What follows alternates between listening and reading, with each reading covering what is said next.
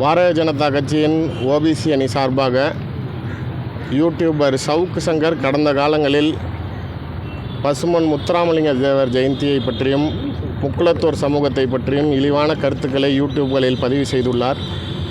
குற்றப்பின்னணி உள்ளவர்கள் மட்டுமே அச்சமுதாயத்தில் இருக்கிறார்கள் எனவும், எந்நேரமும் இளைஞர்கள் வேலைக்கு செல்லாமல் குடிபோதையில் நிலவி வருவதாகவும், பொது நிறுவனங்கள் முக்குளத்தோர் சமூகத்தை சேர்ந்த இளைஞர்களை வேலைக்கு எடுப்பதற்கு யோசிப்பதாகவும், ஐயா பசும்பொன் தேவர் ஜெயந்தியில் பெண்களுக்கு ஒரு அசௌகரியமான சூழ்நிலை நிலவுவாதம் போன்ற கருத்துக்களை, ஒற்றை சமூகத்தை பெரும்பான்மை சமூகத்தையும் தெய்வமாக வழிபடும் ஐயா பசும்பொன் முத்துராமலிங்க தேவரை அவர் இழிவுபடுத்தும் விதமாக கருத்துக்களை பதிவு செய்திருந்தார்.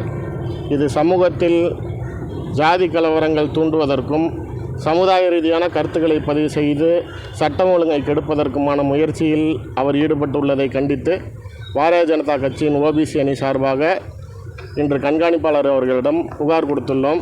அதை அவர்கள் பெற்றுக்கொண்டுள்ளார்கள். அதற்கு சட்ட ரீதியான நடவடிக்கை எடுக்கப்படும் என உறுதியளித்துள்ளார்கள்.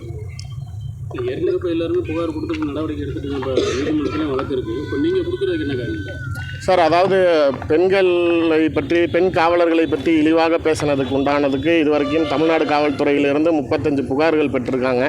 அதுக்குண்டான எஃப்ஐஆர் தான் பதிவு செஞ்சுருக்காங்க. முக்குளத்தோர் சமூகத்தை பற்றி விமர்சனம் செய்ததுக்கு கோயம்புத்தூரில் ஒரு புகார் பெற்று அதற்கு எஃப்ஐஆர் பதிவு செய்துள்ளார்கள். பாரதிய ஜனதா கட்சி என்றைக்குமே ஜாதியை பற்றி இழிவுபடுத்தக்கூடாது என்ற எண்ணத்தில் ஜாதி அரசியலோ மத அரசியலோ விரும்பாதவர்கள்.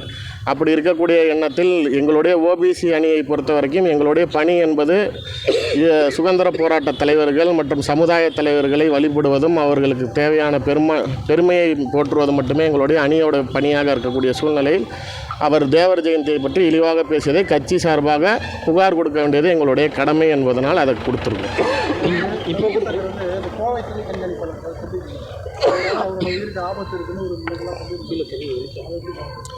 சார், அதாவது உண்மையிலேயே நானும் 32 நாட்கள் பாஜகவுக்கு வந்த பிறகு சிறைச்சாலையில், திருச்சி மத்திய சிறைச்சாலையில் இருந்தேன். எனக்குமே இதே செந்தில்குமார் அவர்கள் தான் கண்காணிப்பாளராக இருந்தார்.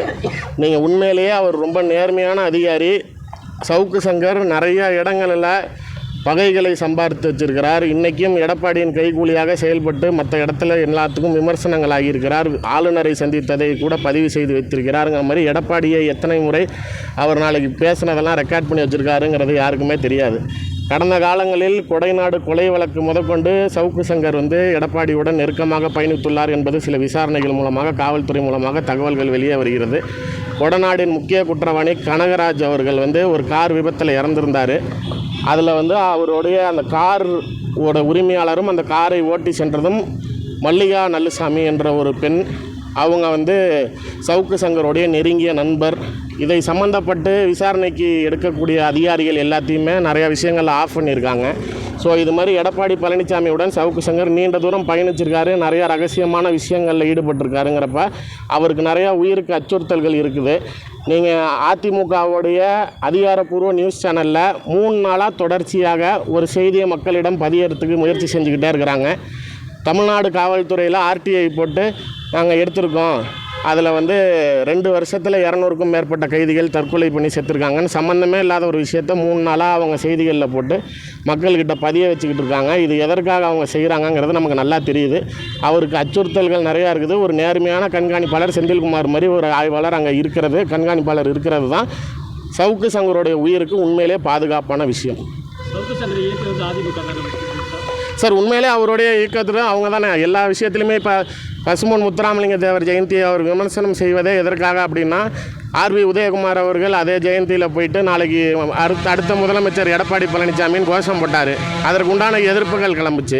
அதுக்கப்புறம் எடப்பாடி மரியாதை செலுத்த போனார், அவர் மாரி செருப்பு வச்சு நடந்துச்சுங்கிறதுனால முதலாளியை விமர்சனம் செஞ்சாங்கங்கிற சமூகத்தையே மொத்தமாக இழிவுபடுத்தணுங்கிறது தானே சவுக்கு சங்கருடைய நோக்கமாக இருக்குது.